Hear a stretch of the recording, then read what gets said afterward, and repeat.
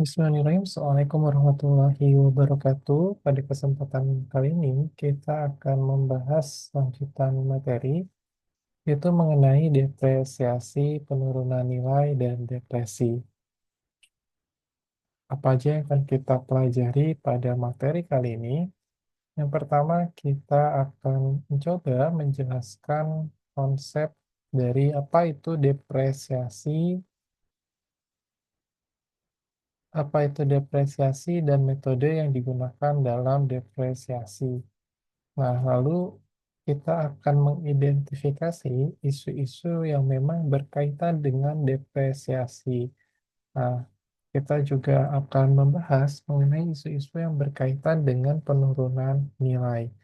Nah, pada kesempatan kali ini, kita akan batasi pembahasan pada bagian depresiasi dan penurunan nilai. Sedangkan untuk depresi, itu akan dibahas pada video terpisah. Oke, jadi video ini akan secara spesifik membahas mengenai depresiasi atau penyusutan dan membahas mengenai penurunan nilai. Nah, depresiasi, apa sih? Kita mungkin sering mendengar depresiasi. Atau bagi teman-teman yang memang sudah mengikuti mata kuliah pengantar akuntansi, pasti akan sangat familiar dengan istilah depresiasi. Nah, secara definisi, depresiasi adalah proses akuntansi untuk mengalokasikan biaya aset berwujud ke beban. Jadi, depresiasi bisa kita sederhanakan adalah proses pengalokasian yang tadinya biaya atau kita definisikan sebagai cost, nah, dialokasikan menjadi expense dengan cara yang sistematis dan rasional selama periode yang diharapkan. Jadi, dalam depresiasi, cost ini tidak ada cost yang keluar. Nah, tidak ada cost yang keluar. Penyisihan ini, penyisihan ini akan diakui sebagai expense, yang mana expense ini akan mengurangi sales atau revenue. Nah, di sistem pencatatannya, selama periode tertentu pada masa manfaat dari penggunaan aset tersebut. Nah, aset-aset yang cenderung didepresiasi atau disusutkan biasanya adalah aset-aset yang memiliki masa manfaat jangka panjang, atau kita bisa mengkategorikan beberapa kategori aset yang didepresiasi adalah aset-aset yang masuk kategori aset tetap.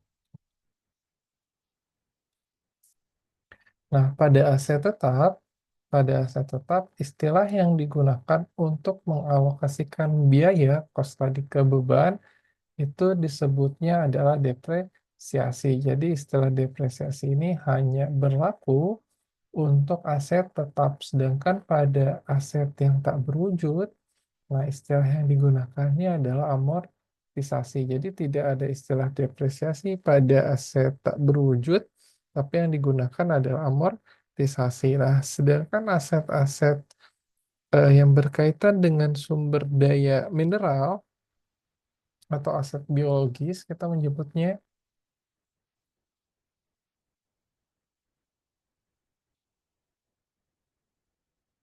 Nah, istilah yang digunakan adalah depresi. Makanya tadi di judul kita membahas mulai dari depresiasi dan depresiasi, penurunan nilai, dan depresi. Nah, sedangkan amortisasi sendiri atau pembahasan mengenai aset tak berwujud ini akan dibahas di chapter selanjutnya.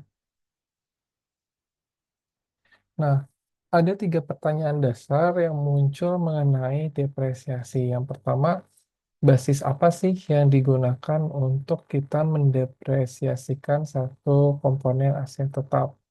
Yang kedua, berapa umur manfaat aset? Nah, yang ketiga, apakah metode pembagian biaya yang bisa digunakan sebagai dasar depresiasi? Nah, untuk menjawab yang pertama, pasti dasar dari atau basis dari depresiasi aset. Nah, basis dari depresiasi aset yaitu yang pertama kita harus punya harga perolehan atau di sini istilah yang digunakan adalah original cost. Nah, yang kedua adalah adanya nilai manfaat atau nilai sisa kita sebutnya. Nah, kalau nilai sisa tidak diketahui, maka yang menjadi dasar depresiasi adalah nilai perolehan tersebut. Nah, selanjutnya biasanya akan masuk ke pertanyaan berapa umur manfaat aset. Nah, estimasi umur manfaat aset ini biasanya beda-beda karena umur manfaat ini di sini ada istilah umur manfaat ini bisa jadi berbeda dengan umur fisik aset. Nah, kenapa bisa jadi berbeda? Nah, mungkin kita bisa mengestimasikan misalnya satu mesin umur manfaatnya 5 tahun. Nah, tapi kalau misalnya kita tanya ke operatornya, mungkin operatornya akan bilang, oh ini bisa sampai 7 tahun. Nah, dalam realita lapangannya bisa jadi umur manfaat ini berbeda dengan umur fisik aset. Yang kedua adalah perusahaan biasanya menghentikan aset karena dua alasan. Yang pertama adalah secara fisik aset tersebut tidak bisa digunakan, misalnya mesin, oh ini mesinnya udah nggak berfungsi sama sekali. Nah, tapi umur manfaatnya belum terpenuhi misalnya. Nah, maka perusahaan menghentikan penggunaan aset tersebut.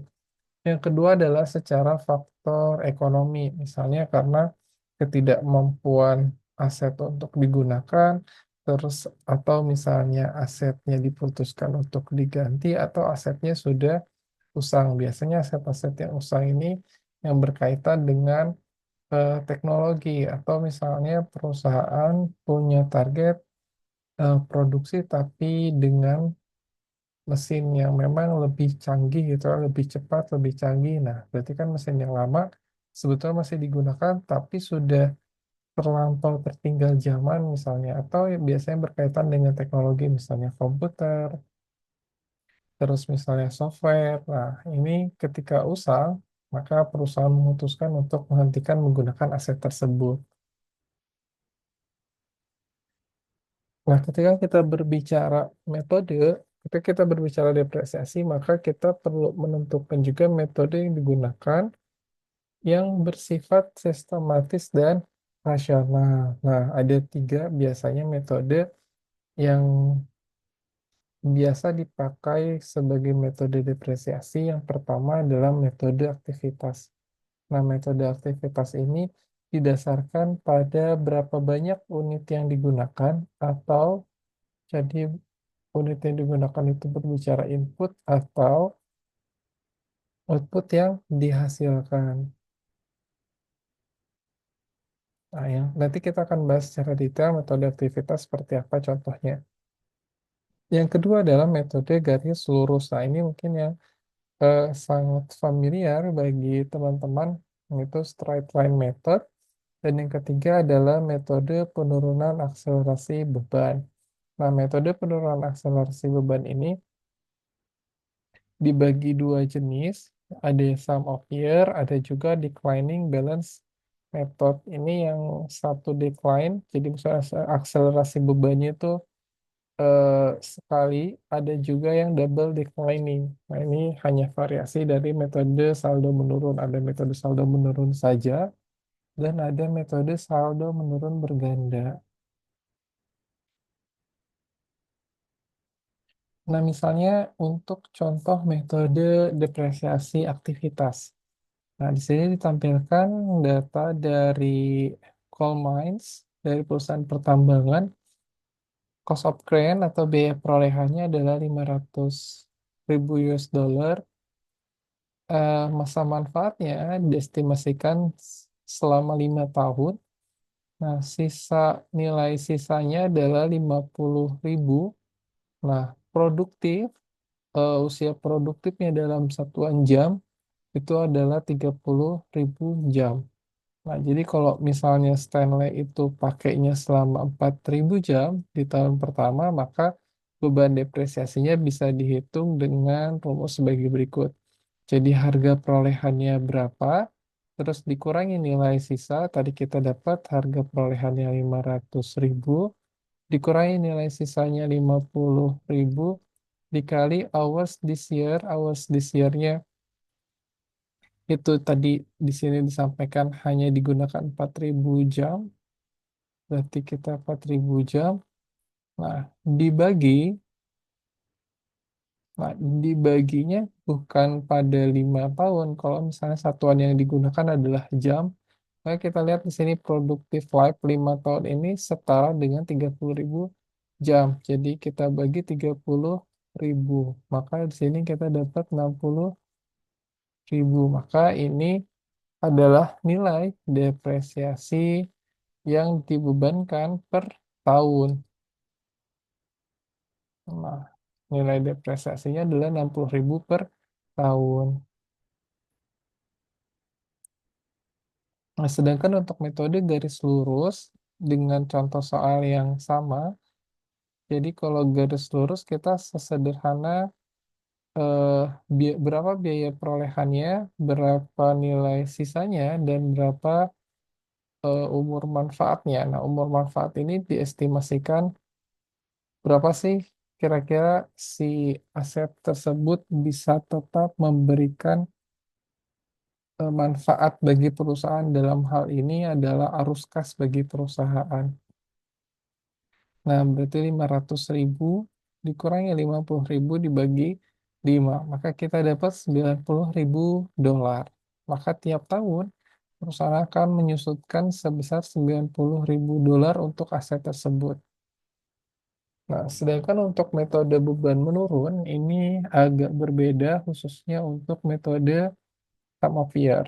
Jadi di sini kita contohkan untuk metode sum of year, setiap pecahan menggunakan jumlah tahun sebagai penyebutnya. Jadi nanti masing-masing tahun, masing-masing tahun itu penyebutnya akan beda-beda. Jadi misalnya di sini 5 tahun.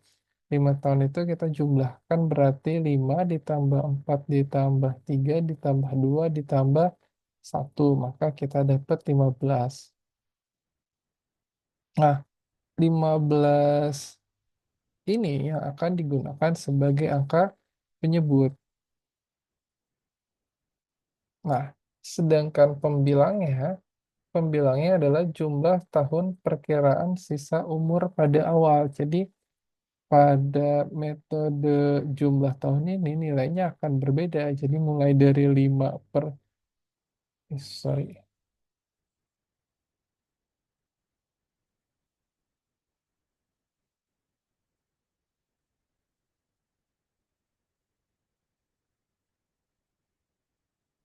5/15 selanjutnya. Nah, urutannya tahun pertama itu dimulai dari 5, tahun kedua, tahun ketiga, tahun keempat, dan tahun kelima. Nah, Pak, bagaimana kalau misalnya sampai 10 tahun masa manfaatnya? Nah, metodenya sama.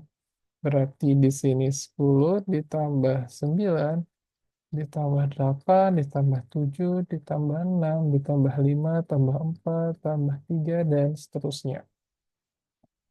Nah, maka nanti 5/15, 4/15, 3/15, 2/15, dan seterusnya sampai 1/15. Nah, kalau misalnya teman-teman bingung eh, untuk menentukan nilai penyebutnya, maka kita juga bisa menggunakan formula sebagai berikut. Jadi, N ini adalah jumlah tahunnya, N+1 dibagi 2. Jadi 5 dikali 5 tambah 1 dibagi 2, maka kita dapat 15.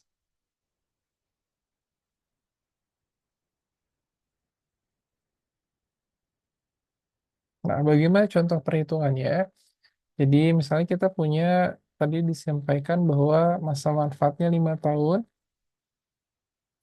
Nah, dasar perhitungan. Nah, depreciation base ini nilainya kenapa jadi 450.000?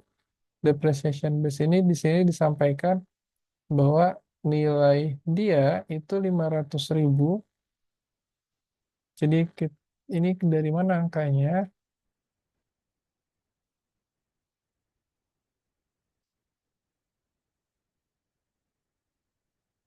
Harga perolehannya adalah 500.000. Nah, tadi disampaikan ada nilai sisa. Nilai sisanya berapa? 50.000. Maka depreciation base yang digunakan bukan dari harga perolehan, tapi dari nilai buku. Nah, jadi harga perolehan dikurangi dulu nilai sisa, maka depreciation base-nya dari situ. Jadi 450.000. Nah, tahun kelima, life in years-nya, di tahun pertamanya ini adalah 5, 5, 4, 3, 2, 1. Nah, di tahun pertama kan sisanya masih ada 5. Jadi maksudnya masih belum terpakai gitu, sisanya masih full.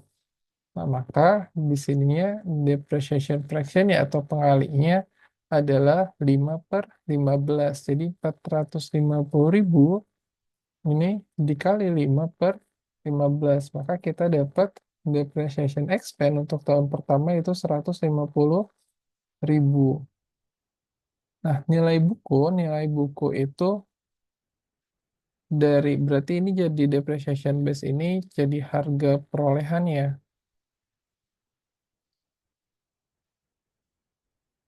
Nah, nilai buku itu dari 450.000 dikurangi 150.000 ini nilai buku itu dari harga perolehan dikurangi depreciation expense.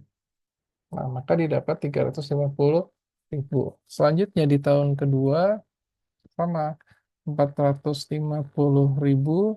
Nah, sisanya karena dia tahun kedua berarti sisanya 4 tahun lagi. Nah, ini 4/15. Jadi 450.000 dikali dikali 4/15. Maka kita dapat 120.000.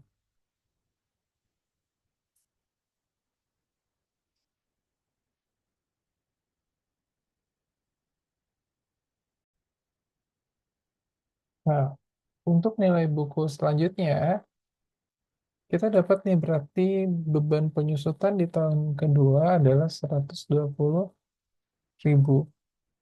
Nah, maka nilai buku di tahun kedua itu 350.000 dikurangi 120.000. Maka kita dapat 230.000.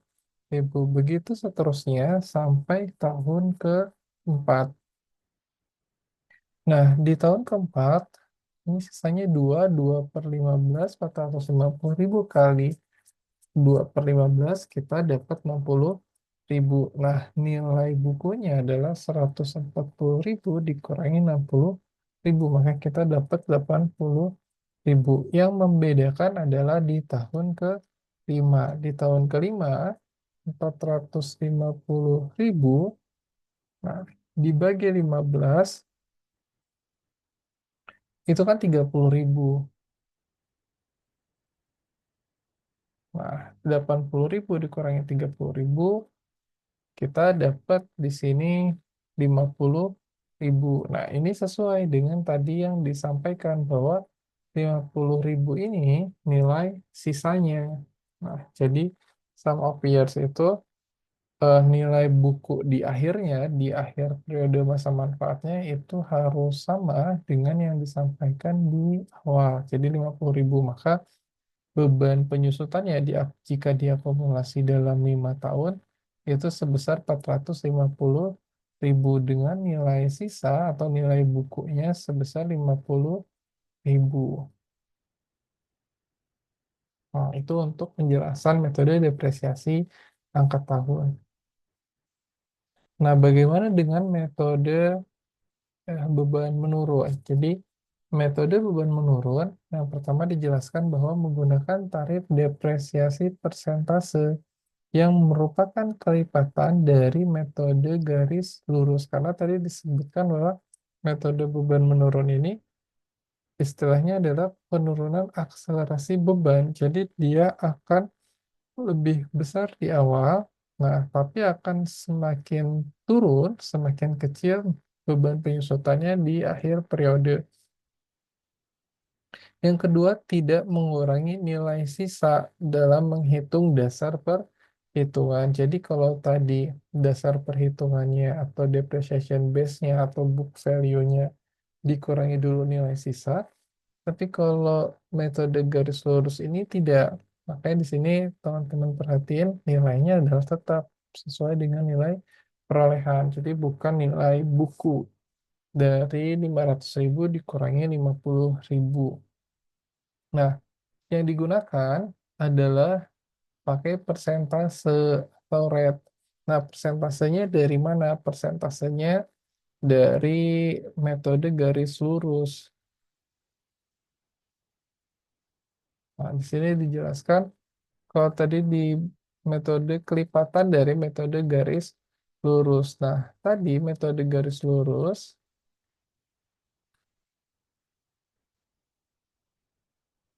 nah, metode garis lurus itu beban depresiasinya adalah 90.000. Maka 90.000 dari 400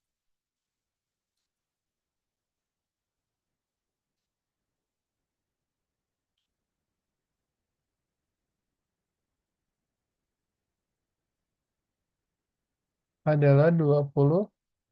Nah, tadi dijelaskan bahwa yang namanya metode saldo menurun itu dia menggunakan atau merupakan kelipatan dari metode garis lurus. Maka kalau dikali 2 maka kita dapat 40%. Nah, 500.000 dikali 40% kita dapat depresiasi di tahun berjalan 200.000. Nah, akumulasi depresiasinya adalah 200.000, maka nilai bukunya adalah 500.000 dikurangi akumulasi depresiasi, kita dapat nilai bukunya adalah 300.000. Nah, di tahun kedua, 300.000, rate-nya tetap sama 40%. Nah, bebannya adalah 120.000 dari 300.000 kali 40%. Jadi ini kali ini hasilnya 120.000. Nah, 120.000 akumulasi depresiasinya ditambahkan ini 200.000 ditambah 120.000, maka akumulasi depresiasinya adalah 320.000. Nah, tadi nilai bukunya adalah 300.000.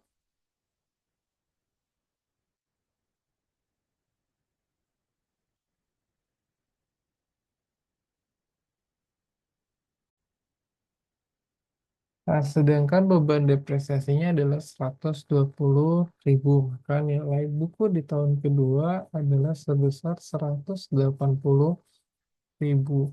Nah, untuk tahun ketiga juga sama 180.000.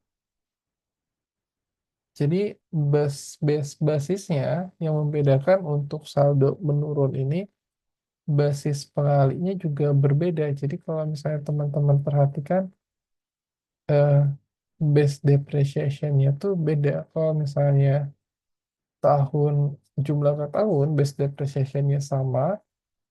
Lalu juga untuk metode yang lain juga untuk metode angka tahun sama, tapi untuk metode saldo menurun itu dia dari book value. Jadi berapa nilai book value-nya? Nah, di tahun pertama ini karena dia tidak memperhitungkan nilai sisa, jadi yang digunakan adalah harga perolehan. Harga perolehannya 500.000.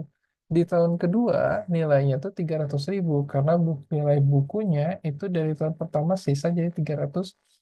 Di tahun ketiga itu 180.000 karena tadi tahun keduanya adalah 180.000. Jadi saldo akhir di tahun kedua itu jadi saldo awal di tahun berikutnya sebagai pengali dari untuk menentukan nilai depresiasinya. Nah, 180.000 kali 40% kita dapat 72.000. Nah, selanjutnya 180 dikurangi 72.000 kita dapat 108.000. Nah, begitu terus sampai ke tahun kelima. Nah, yang membedakan ada di tahun kelima. Jadi kalau misalnya teman-teman perhatikan di tahun kelima itu nilai akumulasi depresiasinya itu harusnya 64.800 dikali 40% itu adalah 25.920. Tapi ini kenapa 14.800 beban depresiasinya? Nah, karena nilai buku akhirnya itu harus sebesar 50.000. Nah, maka di sini sini dicantumkan 64.800 itu adalah nilai bukunya, maka 64.800 dikurangi 50.000 itu nilainya adalah 14.800. Jadi yang bagian tahun terakhir ini sebetulnya tidak perlu dihitung, tinggal kita mengurangi aja berapa nilai book value-nya, nah dikurangi dengan nilai residunya atau NR-nya. Nah, itu yang digunakan sebagai beban depresiasinya. Beban depresiasi di tahun terakhir yang nanti secara akumulasi akumulasi depresiasinya akan sebesar 450.000. Nah, seperti itu. Jadi sebetulnya metodenya sama, hanya yang berbeda adalah periode pencatatannya. Yang berbeda adalah nilai pada masing-masing periode penyusutannya. Nah, IFRS menetapkan bahwa setiap bagian dari satu aset yang nilainya signifikan terhadap total biaya perolehan harus didepresiasi secara terpisah. Jadi misalnya ada satu item, misalnya ada item kapal laut gitu ya. Nah, kapal laut ini terdiri dari beberapa item, misalnya kerangkanya, terus juga mesinnya, terus ada spare part lainnya. Nah, menurut TPRS bahwa masing-masing bagian dari satu aset tersebut harus didepresiasi atau harus didepresiasi secara terpisah. Jadi kerangkanya harus didepresiasi, bagian mesinnya harus didepresiasi, spare part lain-lainnya juga harus didepresiasi. Nah, kita akan lihat contohnya seperti apa. Nah, jadi misalnya di sini ada perusahaan EuroAsia Airlines, ini dia beli pesawat harganya 100 juta di 1 Januari 2020. Nah, pesawat ini punya umur manfaat 20 tahun, nilai sisanya nggak ada. Artinya diestimasikan ini pesawat baru gitu ya. Nah, EuroAsia ini pakai metode garis lurus. Nah, menurut ketentuan FRS, nggak bisa yang didepresiasi itu jadi satu item tuh bukan hanya satu item, tapi harus dipisah per komponen yang sifatnya signifikan atau yang nilainya signifikan. Maka di sini kerangkanya nilainya setelah diidentifikasi, walaupun secara akumulasi nilainya adalah 100 juta. Nah, di sini kerangkanya 60 juta. Nah, ternyata kerangkanya ini umur manfaatnya adalah 20 tahun. Bagian mesinnya adalah 32 juta 8 tahun. Nah, komponen yang lain itu 8 juta. Umur manfaatnya adalah 5 tahun. Nah, bagaimana mendepresiasikannya? Nah, tinggal kalau kita pakai garis lurus ya tinggal dibagi aja umur manfaatnya. Nah, di sini ada nilai residunya enggak? Tadi kan RR-nya 0. Berarti dikurangi 0, dikurangi 0, dikurangi 0. Nah, kalau misalnya ada nilai residunya, berarti tinggal dikurangi nilai sisanya dulu berapa, lalu dibagi umur manfaatnya. Maka kita dapat untuk keseluruhan komponen diakumulasi adalah 8.600.000. Tinggal kita jurnal untuk tahun 2020 beban depresiasi pada akumulasi depresiasi itemnya, equipment pesawat gitu ya, 8.600.000 misalnya. Nah, ini nilainya, jadi nilai yang digunakan itu sesuai masing-masing umur manfaat dari eh, aset tersebut. Nah, di laporan keuangan akan tersaji seperti ini. Jadi non-current asset atau fixed asset, airplane, jadi pesawat terbang ya, biaya perolehannya 100 juta. Nah, akumulasi depresiasinya adalah 8.600.000, maka nilai bukunya adalah 91.400.000 atau carrying amount-nya. Nah, bagaimana perusahaan menghitung depresiasi untuk periode yang sifatnya parsial? Lalu perusahaan harus menentukan beban depresiasi untuk 1 tahun penuh, baru kemudian diproratakan untuk beban depresiasi di antara 2 periode yang terlibat. Nah, ini kita akan lihat contohnya seperti apa. Jadi misalnya ada satu perusahaan, dia beli mesin baru. Nah, proses perakitannya di 1 Agustus 2019. Nah, biaya mesinnya itu ada 150.000. Nah, perusahaan memperkirakan mesin tersebut punya nilai sisa sebesar 24.000. Umurnya adalah 5 tahun, jam kerjanya adalah 21.000. Nah, akhir tahun periode ini adalah 31 Desember 2019. Maka silakan dihitung menggunakan metode garis lurus, aktivitas, jumlah angka tahun, dan saldo menurun berganda.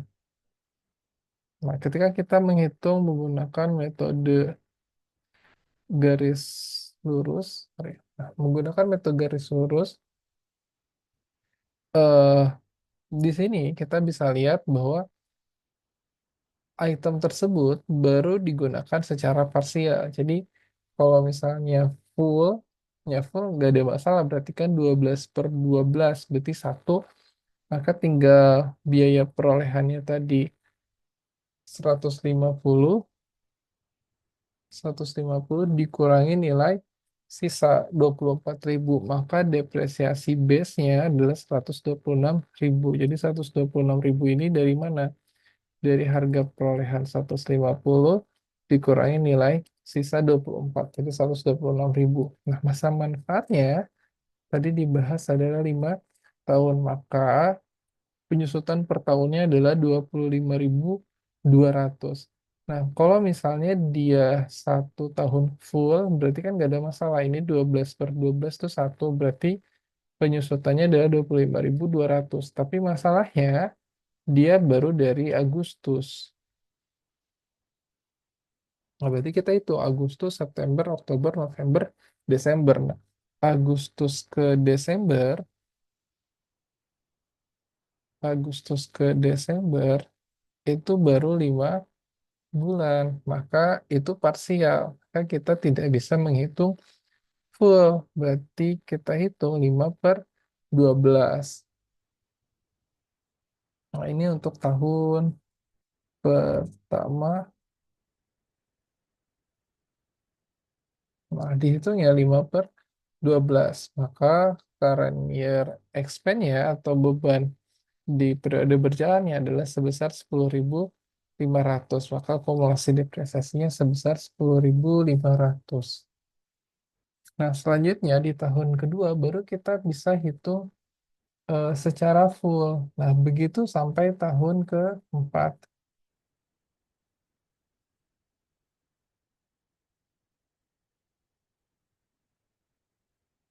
Nah, ini tahun pertama, tahun kedua, tahun ketiga, tahun keempat, tahun kelima. Nah, yang membedakan, ini membedakan kenapa ini jadi ada tahun keenam. Nah, karena tadi tahun ke pertamanya itu tidak full diakui, maka sisa waktunya berarti kan ada 12 bulan ya, 12 dikurangi 5 maka ada 7 bulan sisanya. Nah, 7 bulan ini perlu dihitung di tahun ke-6, berarti periode penyusutan, agar nanti nilai akumulasi depresiasinya sama dengan nilai basis penyusutannya. Nah, maka 25.200 dikali 7 per 12 sisa dari periode yang tidak disusutkan, berarti dari Januari sampai dengan bulan Juli. Untuk tadi tahun 2019, nah, nilainya adalah 14.700, maka akumulasi depresiasinya adalah sebesar 126.000. Jadi jika dijumlahkan, maka akan habis. Nah, nilai bukunya akan habis tidak di tahun 2023, tapi habisnya di tahun 2024, karena 2019-nya tidak full. Nah, seperti itu. Nah, maka jurnalnya akan dari 2019 sampai 2024. Di 2024 berarti depreciation expense pada akumulasi depresiasi sebesar 14.700. Nah, seperti itu. Nah, itulah yang dimaksud dengan perusahaan menentukan beban depresiasi untuk 1 tahun penuh dan kemudian lalu memproratakan, jadi dibagi rata. Nah, berapa antara dua periode yang terlibat. Jadi dalam kasus tadi berarti di tahun 2019 sama tahun 2024. Nah, 2019-nya kepake cuma 5 bulan, 2024. Nah, berarti sisanya kurangnya berapa? Nah, harusnya kan dia selesainya 5 tahun itu di 2023. Nah, tapi karena tidak habis di 2023, maka sisanya diperhitungkan di 2024. Nah, selanjutnya adalah metode aktivitas. Nah, pada metode aktivitas ini diasumsikan 800 jam digunakan pada 2019. Nah, di sini di soalnya diketahui bahwa jam kerjanya adalah 21.000. Nah, maka 126.000 itu basis depresiasinya dibagi 21.000. 21.000 itu adalah jam kerjanya atau masa manfaatnya dalam satuan jam. Nah, maka masa manfaat basis depresiasinya, sorry, maksudnya nilai depresiasinya itu adalah 6 euro per jam. Nah, maka kita hitung 800 itu adalah jam yang digunakan dikali rate-nya, tarif per jamnya. Sorry, ini tarif per jam maksudnya, tarif per jam. Nah, tarif per jamnya adalah 6 euro. Maka beban penyusutan per tahunnya adalah 4.800. Nah, ini kenapa tidak ada partial year-nya? Nah, karena aktivitas itu basisnya yang digunakan adalah jamnya. Jadi terlepas dari bulan apa dia mulainya, tadi kan dijelaskan bahwa bulan Agustus misalnya mulainya, nah itu tetap aja sama, karena basisnya ini langsung per jam, bukan per bulan. Jadi aktivitas itu berdasarkan aktivitasnya. Nah, itu yang membedakan. Maka nilainya adalah 4.800. Nah, ini terus sampai ke tahun 2023 angkanya tetap sama. Maka ini jurnalnya adalah depreciation expense pada akumulasi depresiasi, nilainya 4.800. Nah, selanjutnya adalah bagaimana jika yang digunakan adalah angka tahun. Nah, jika yang digunakan adalah angka tahun, nah ini masih sama. Depreciation base-nya adalah nilai buku. Jadi nilai perolehan dikurangi sisa manfaat tadi 126.000. Nah, ini ada 5 tahun. Kita sudah bahas tadi kenapa 5/15. Jadi eh, untuk tahun ini full 5/15. Nah, ini yang membedakan adalah dia tetap ada partial years-nya. Karena tadi kan hanya baru dipakai di bulan Agustus. Berarti 5/12. Jadi ini adalah rate pengali untuk sum of years-nya. 126.000 dikali 5 per 15. Nah, 5 per 15 ini tadi sudah dijelaskan dari mana di pembahasan sama peers. Nah, maka kita dapat 42.000 beban penyusutan per tahunnya. Tapi karena baru dipakai di bulan Agustus atau dibeli di bulan Agustus, nah berarti kita hitungnya 5 per 12. Maka untuk tahun berjalan 17.500. Nah, 5 per 12 itu adalah 0,41, terus 7 per 12 adalah 0,58. Nah, yang membedakan adalah di tahun berikutnya. Jadi, kalau yang ditampilkan di slide ini, boleh pakai ini.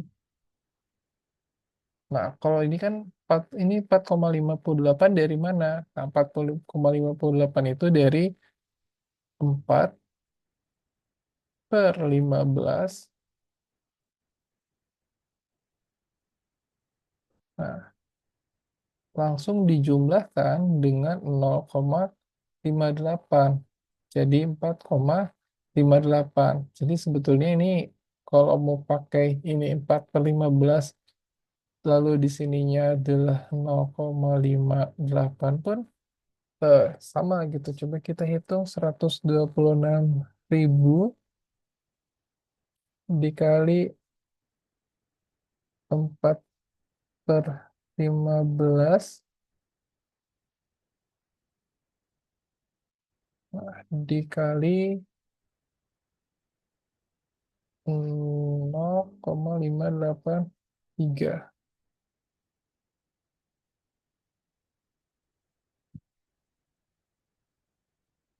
Nah, maka nilai 0,58 ini dijumlahkan pada nilai eh, tarif untuk pengali dari sum of years. Jadi 0,58-nya ditambah 4 ya 4,58 dibagi 15. Nah, maka kita dapat 38.500. 38.500 ini selanjutnya juga sama ke sampai pada tahun ke ini tahun ke 1, 2, 3, 4, 5. Nah, termasuk di tahun ke-6. Nah,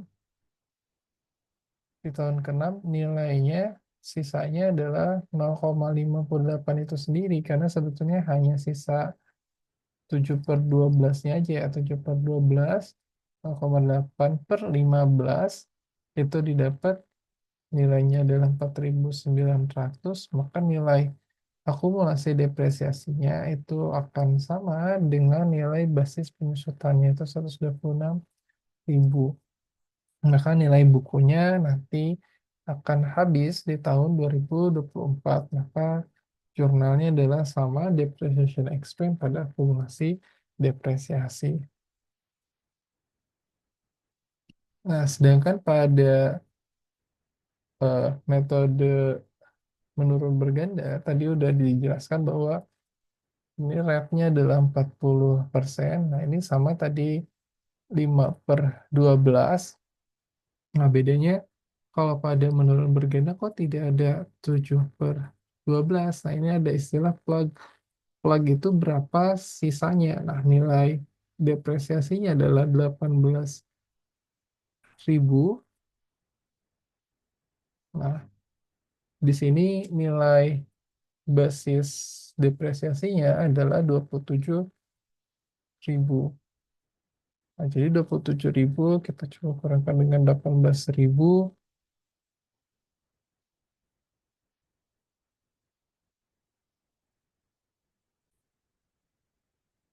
Nah, yang membedakan itu ada pada tahun terakhirnya. Jadi ini sebentar, kita coba tambahkan.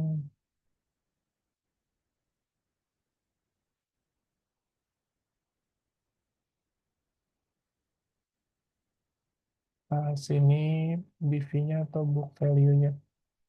Biar nggak bingung, 150.000 basisnya 150.000 di tahun pertama itu 25.000. Maka book value-nya adalah 125.000. maka 125.000 ini pindah jadi depresiasi base berikutnya.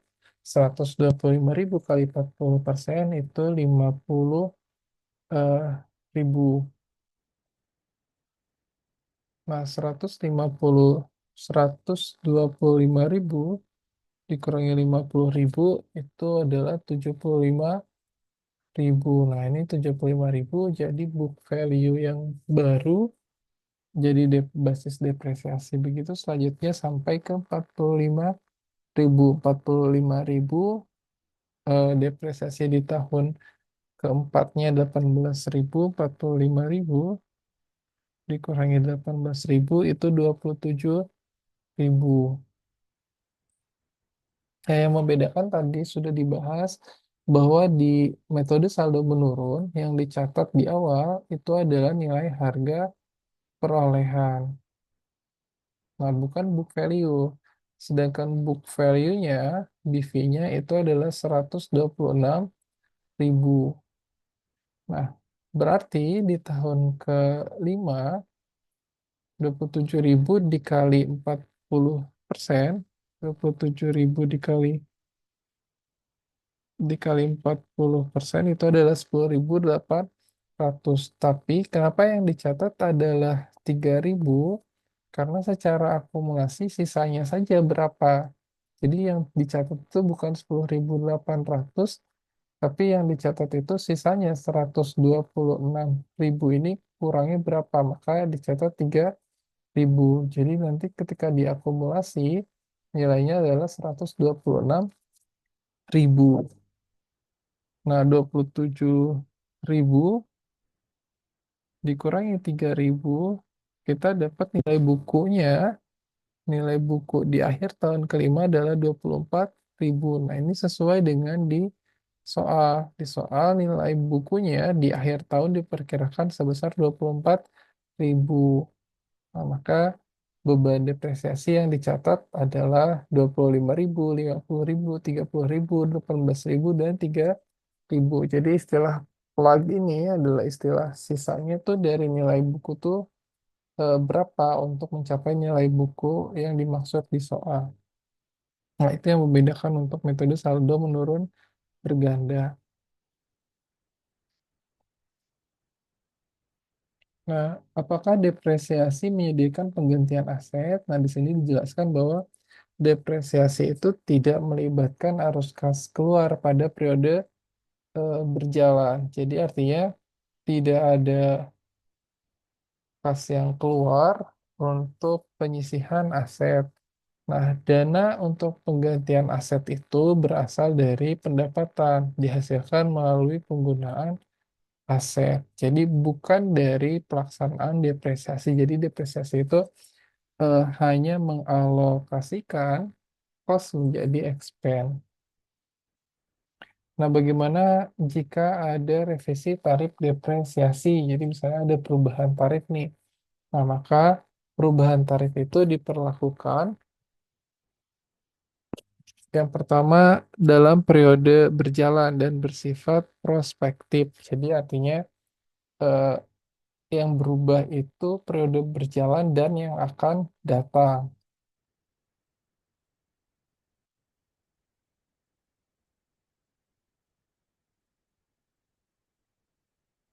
Nah, tidak ditangani, jadi jika ada perubahan tarif, dia tidak merubah tarif yang sebelumnya sudah ditetapkan. Jadi tidak bersifat retrospektif. Nah, tidak dianggap sebagai kesalahan atau item luar biasa. Jadi, misalnya kita lihat contohnya, ada satu perusahaan dia membeli peralatan nilainya adalah 510.000. Nah, umur manfaatnya adalah 10 tahun, diperkirakan sisa umur manfaatnya adalah 10.000. Nah, depresiasi di awalnya itu dicatat selama 7 tahun dengan basis garis lurus. Nah, tapi ternyata di tahun ke-8 estimasinya berubah. Jadi awalnya 7 tahun jadi 15 tahun. Nah, nilai sisanya turun. Jadi awalnya 10.000 jadi 5.000. Nah, ini gimana kalau misalnya apakah harus dikoreksi atau tidak? Nah, jadi pada periode berjalan itu no entry, jadi tidak ada eh, catatan. Nah, baru nanti di tahun ke-8 atau tahun 2019 baru diperbaiki yang versi yang benarnya seperti apa. Nah, mari kita hitung. Harga perolehan awalnya adalah 510.000, nilai sisanya adalah 10.000.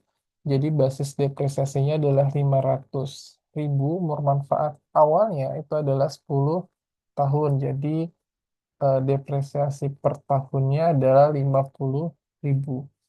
Nah, dicatat untuk 7 tahun, nah, berarti adalah 350.000. Nah, karena tadi estimasinya eh, dia untuk 10 tahun, jadi baru dicatat di 7 tahun, karena tahun ke-8-nya ternyata tarifnya salah. Nah,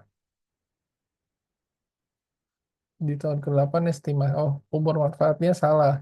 Jadi harusnya 10 tahun jadi 15 tahun, tapi baru ketahuan di tahun ke-8. Nah, apakah sebelum tahun 2019, tahun ke-8-nya adalah 2019, berarti misalnya di 2018. Nah, itu tidak perlu ada perubahan, atau tidak perlu ada jurnal koreksi. Jadi dibiarkan dengan metode yang lama atau dibiarkan dengan perhitungan yang lama. Jadi peralatannya 510, tadi akumulasi depresiasinya adalah 350 untuk 7 tahun, maka nilai bukunya adalah 160.000. Nah, baru di tahun ke-8 kita catat pakai nilai buku yang tahun ke-7. Buku tahun ke-7-nya adalah 160.000. Nah, tadi nilai manfaatnya diestimasikan ternyata bukan 10.000 tapi jadi 5.000. Maka kita kurangi nilai manfaat, nilai sisanya 5.000. Jadi basis depresiasinya adalah 155.000. Nah, baru berdasarkan basis depresiasi dari nilai buku terakhir di tahun ke-7 ini, kita bagi sisa umur manfaatnya 8. Maka depresiasi per tahunnya adalah 19.375. Nah, nilai inilah yang akan berlaku secara eh, prospektus atau ke depan itu kita pakainya data itu. Nah, atau prospektif. Kita secara ke depan nilai yang digunakan adalah nilai yang sudah disesuaikan. Jadi tidak berlaku retrospektif, tapi berlaku untuk periode berjalan dan ke depannya. Nah, di materi selanjutnya kita akan bahas soal impairment atau penurunan nilai. Nah, aset berwujud berumur panjang itu bisa jadi mengalami penurunan nilai ketika perusahaan tidak dapat memulihkan nilai tercatat aset tersebut. Nah, jadi ada dua konsep dalam aset tetap, yaitu penyusutan dan juga penurunan nilai. Dan dua-duanya idealnya sih harus dilakukan oleh perusahaan. Jadi perusahaan itu kondisi idealnya setiap tahun itu mengevaluasi nilai asetnya, apakah terjadi impairment, penurunan nilai atau tidak. Nah, apa sih yang dimaksud dengan penurunan nilai? Nah, penurunan nilai ini adalah penurunan kemampuan aset dalam menghasilkan uang, baik dalam penggunaan maupun penjualan produknya. Jadi misalnya tadi diestimasikan, oh aset ini bisa menghasilkan sekian rupiah, sekian unit produksi, tapi ternyata karena perawatannya kurang, perlakuan asetnya juga berbeda, misalnya jam produksinya lebih tinggi dibandingkan kondisi rata-rata atau kondisi seharusnya. Nah, bisa jadi kan aset itu mengalami penurunan. Jadi tidak sesuai dengan nilai yang tercatat pada book value-nya atau carrying amount-nya. Nah, maka bagaimana perlakuannya? Nah, jika terjadi indikasi, maka perlu dilakukan uji atau tes penurunan nilai. Jadi, berapa nilai carrying amount-nya atau nilai harga nilai bukunya berapa? Nah, dibandingkan dengan recoverable amount atau nilai yang bisa dipulihkan. Nah, recoverable amount ini dari mana angkanya? Nah, recoverable amount itu diambil nilai yang tertinggi antara dua nilai. Jadi bisa nilai wajar dikurangi biaya untuk menjualnya berapa atau nilai ketika diputuskan untuk digunakan mana yang lebih tinggi di antara kedua nilai ini. Nah, itu yang akan digunakan sebagai recoverable amount. Nanti akan ada contoh lebih detailnya. Nah, misalnya ada satu perusahaan, nah misalnya dia menggunakan apa penaksir itu untuk menentukan recoverable amount-nya berapa. Nah, jadi nilai bukunya adalah 200.000. Nah, sedangkan fair value-nya atau nilai wajar dikurangi biaya untuk menjualnya adalah 180.000. Nah, sedangkan value in use ini biasanya nilai yang muncul eh, dari nilai penaksir itu ya, dari orang yang bisa menaksir nilai aset tersebut jika dipakai adalah 205.000. Nah, mana yang paling tinggi? Nah, di sini berarti nilai 205.000 yang paling tinggi. Maka kita recoverable amount-nya yang dipakai adalah nilai in use. Nah, carrying amount-nya nilai bukunya adalah 200.000. Nilai yang bisa dipulihkannya adalah 205.000. Maka no impairment. Nah, di sini berarti kita bisa lihat jika carrying amount-nya lebih kecil daripada recoverable amount, berarti bisa kita simpulkan no impairment atau tidak ada penurunan nilai karena nilai yang bisa dipulihkan itu lebih tinggi dari nilai bukunya. Tapi kalau misalnya ternyata nilai bukunya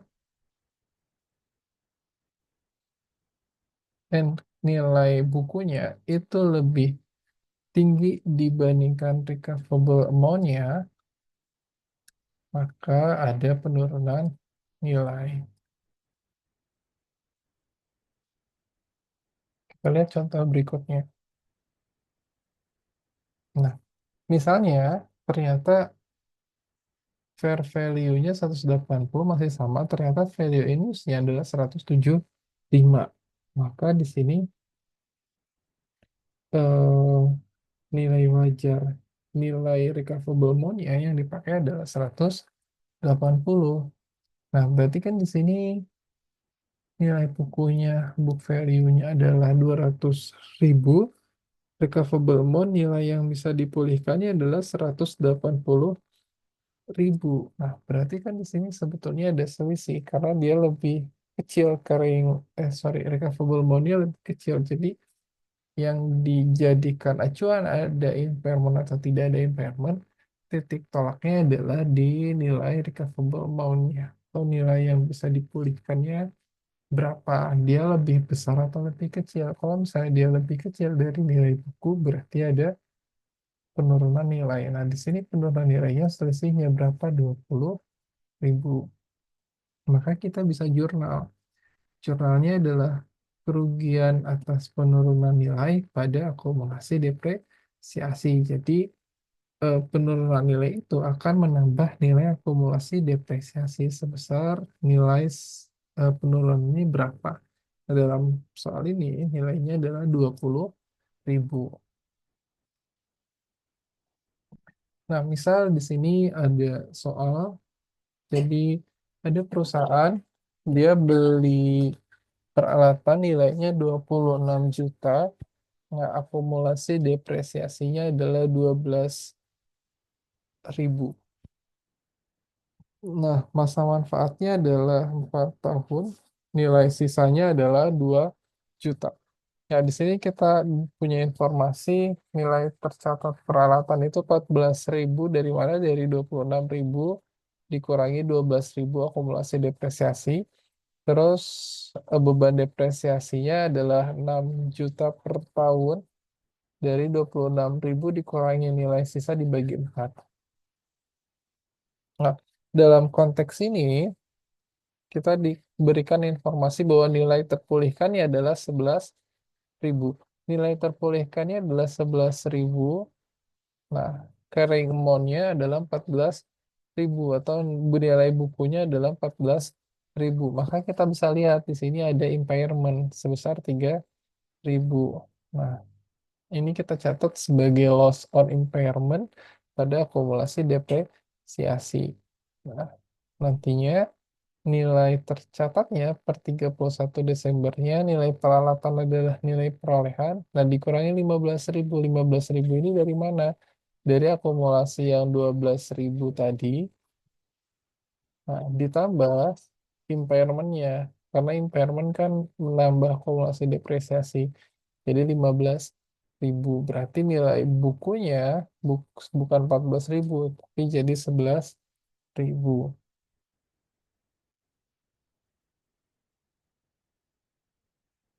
Nah, di sini juga dijelaskan,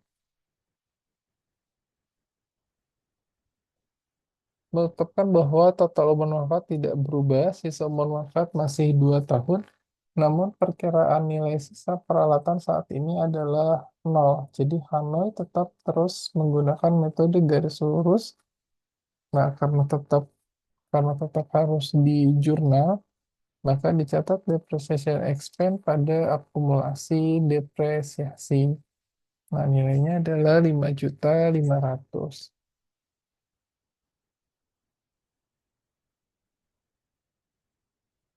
Nah, di kasus kedua juga sama, ini akan ditampilkan kasus, tapi bedanya adalah nilai fair value-nya tidak diketahui. Jadi kalau misalnya antara nilai fair value dengan value in use-nya salah satu tidak diketahui, maka kita bisa gunakan nilai yang diketahuinya yang mana. Maka itulah yang digunakan sebagai nilai recoverable amount-nya. Lalu dibandingkan dengan carrying amount. Nah, apakah ada penurunan nilai atau tidak ada penurunan nilai? Nah, itu yang bisa disampaikan terkait materi depresiasi dan impairment. Nah, jika ada pertanyaan, silahkan disampaikan di kolom komentar. Eh, saya tutup. Terima kasih banyak. Assalamualaikum warahmatullahi wabarakatuh.